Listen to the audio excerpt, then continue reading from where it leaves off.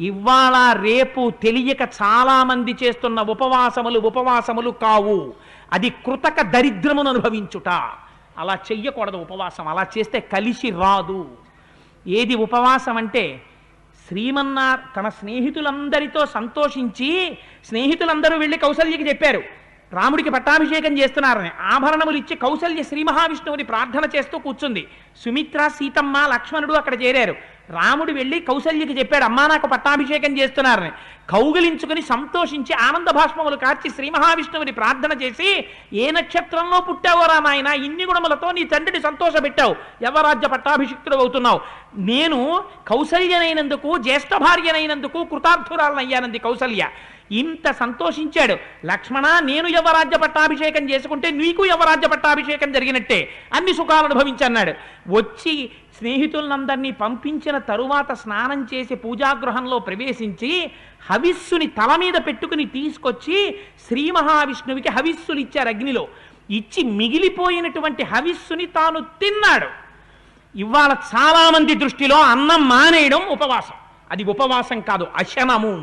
నువ్వు ఒక జన్మలో వేరొకరికి పెట్టలేదు కనుక ఈ జన్మలో తినక దరిద్రం అనుభవిస్తున్నావు. కడుపు నిండా తినేస్తే కన్ను పడిపోతుంది కాబట్టి కన్ను పడిపోనంత సాత్వికమైన పదార్థం శరీరం నిలబడడానికి కావలసినంత ఈశ్వరానుగ్రహంగా తిని ఆ ఓపికతో శరీరం అద్యంకులకి ఇది ధర్మ సాధనం కాబట్టి భగవదారాధనం చెయ్యడం ఉపవాసము.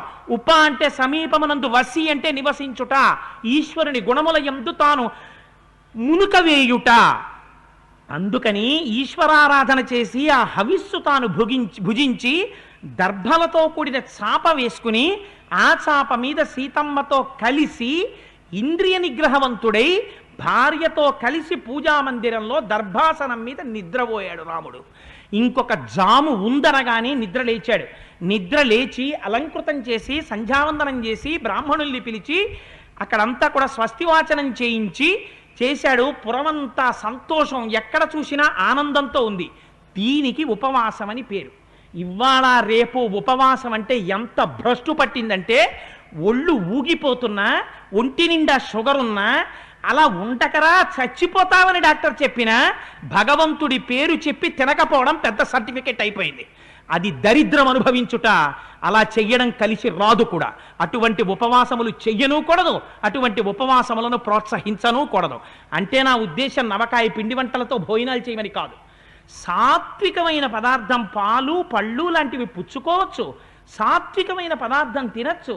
ఈ శరీరాన్ని నిలబెట్టుకుని కడుపు నిండా తినమని కాదు, ఎంత తింటే శరీరం నిలబడుతుందో అంత తిని శరీరాన్ని నిలబెట్టుకోవాలి. వాడు నిజంగా ఉపవాసం చేసినవాడు. ఇవాళ ఉపవాసం అంటే వీడు కాడు ఉపవాసి, అన్నం మానేసిన వాడు ఉపవాసి. ఇలా తయారైంది ప్రపంచం. ఎంత చెప్పినా ఉపవాసం తలకెక్కదు. ఇలాంటి భ్రష్టమైనటువంటి ఆచారాలు దేశంలో వ్యాప్తమైపోతున్నాయి. రామాయణం చూపించింది ఉపవాసం చేయడం ఎలాగో కూడా.